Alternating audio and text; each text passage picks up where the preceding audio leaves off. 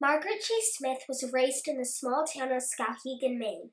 Because her family was relatively poor, she was never able to go to college. She was the first senator to stand up against McCarthyism, the first woman in the Republican or Democratic parties to run for president, and takes credit for paving the way for women in politics today. By the time her career was over, the woman who once desired to be a PE teacher would become a pioneer for women in national politics and reform the nation's conscience by following her own. In 1930, Margaret married Clyde Smith, a local politician. He once said, "I know of no one else who has the full knowledge of my ideas and plans, or is as well qualified as she is, to carry on these ideas or my unfinished work for the district." In 1940, he died of a heart attack. That June, Maine held a special election that allowed Margaret to fill her husband's seat as a representative of the 2nd District. After 6 years in the House of Representatives, many believed she had reached the height of her career. In fact, a close friend even told her, "Margaret, you have reached your peak. You can go no further, so you must adjust yourself to going downhill from now on." However, Margaret did what Margaret does best. She proved her wrong. In 1948, she was elected into the Senate. She then became the first woman to serve in both houses of Congress. Altogether, she serves 32 years in Congress, and she's really the first woman who's able to take that new right of women being able to vote and run for office and turn it into a career. Early in her political career, she was interested in the military. In World War II, women were eventually allowed in the military, but only in special units. The WACs in the Army, the WAVs in the Navy, and the WAFs in the Air Force. And then after World War II was over, the plan was just to disband those units and get rid of the women. And Margaret didn't think that was fair, that if women had served during wartime, that they should be given opportunities afterwards. And the compromise was going to be that they'd be allowed to stay in, but only as temporary members, not as permanent members of the military. And Margaret thought that was wrong. And she fought for some legislation that eventually gets passed. I believe it was in 1948 in the Truman administration that allowed women to remain in the military as permanent members. Even as a woman senator, she was able to take women in male-dominant jobs even further by fighting for women's rights in the military.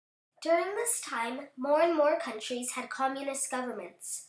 It wasn't long before all of America was afraid of being overthrown by communism. If I am to be remembered in history, it will not be because of my legislative accomplishments, but for an act I took as a legislator in the United States Senate when on June 1st, 1950, I spoke in condemnation of McCarthyism, when the junior senator from Wisconsin had the Senate paralyzed with fear that he would purge any senator who disagreed with him. She stood up in the Senate and gave a speech that became known as her Declaration of Conscience speech.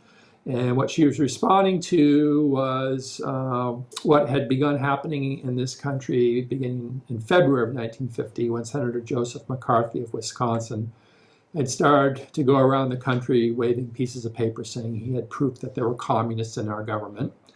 And people were very concerned about that, as was Margaret Chase Smith. But what she very quickly realized is that he really didn't have proof that there were communists in our government. What he had was lots of gossip and rumor and innuendo about people. And what she didn't like about McCarthy was the tactics that he used. He was a pretty classic bully, a political demagogue who was just trying to build his own career at the expense of other people. And she thought that those tactics were wrong. So she never mentions him by name in her speech.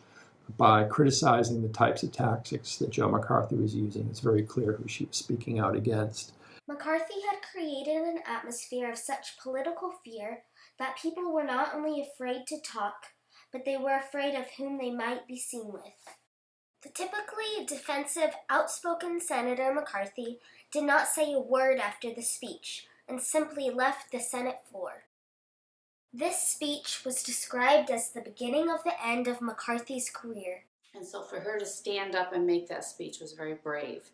But she did, and she had great reviews from it. Some people had said, I think it was Baruch who said that had it been a man who made that speech, he would have been the next president of the United States. 3 weeks after her speech, North Korea invaded South Korea, making the fear of communism in America greater and the will of people to follow McCarthy stronger. As revenge for Senator Smith's speech, McCarthy had her removed from her Permanent Investigations Subcommittee. And the next time she ran for Senate in Maine in 1954, he handpicked a candidate to run against her. She very easily defeated that candidate, but he did make her life in the Senate miserable as much as he could. McCarthy was voted out of the Senate on December 2nd, 1954. He was then very depressed and relied on alcohol, which on May 2nd, 1957 killed him. 7 years later, at a Women's National Press Club meeting, Margaret Chase Smith announced she was running for president. There are those who make the contention that no woman should ever dare to aspire to the White House, that this is a man's world, and that it should be kept that way. When she makes her announcement speech, she frames it in such a way that as she goes through the speech, she is coming to the conclusion, and she lists all these reasons people have told her not to run. That the odds are too heavily against me for even the most remote chance of victory. I would not have the physical stamina and strength to run because I do not have the professional political organization that others have. Absence from Washington while the Senate had roll call votes. Obviously, I do not have the financial resources to wage the campaign that others have. She says for all those reasons, that's why I am going to run. Because she realized that if women always bought into that psychology, a woman would never run. And if a woman never runs, then a woman will never be successful. Margaret made it all the way to the Republican National Convention. In the first ballot, she got 5th place.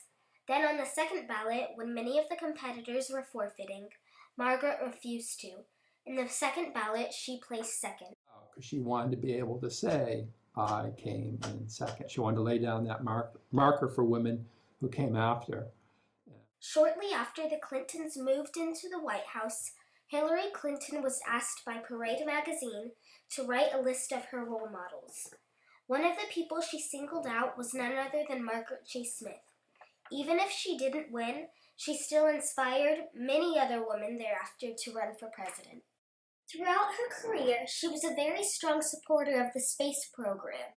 In October of 1957, the Soviet Union put the first satellite in space called Sputnik, and that alarmed America. We had looked at the Soviet Union as being a backward technological country, but how could that be the case if they were able to put a satellite in space before the United States was able to?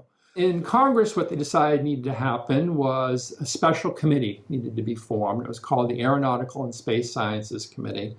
And Margaret Chase Smith and Robert Kerr were some of the first members of that. And it's that committee that helps to create NASA, which runs our space program. President Kennedy says America is going to be the first country to put a man on the moon. And that's the Apollo program. And we do pull that off in July of 1969. Apollo 11 lands on the moon, and the 2 astronauts, Neil Armstrong and Buzz Aldrin, walk on the moon. And again, Margaret Chase Smith was on the Aeronautical and Space Sciences Committee that oversaw those programs. In July of 1989, she was awarded the Presidential Medal of Freedom. 6 years later, she died at age 97 on May 29, 1995. Altogether, Margaret Chase Smith led the United States out of the Red Scare and left a legacy of paving the way for women in politics today.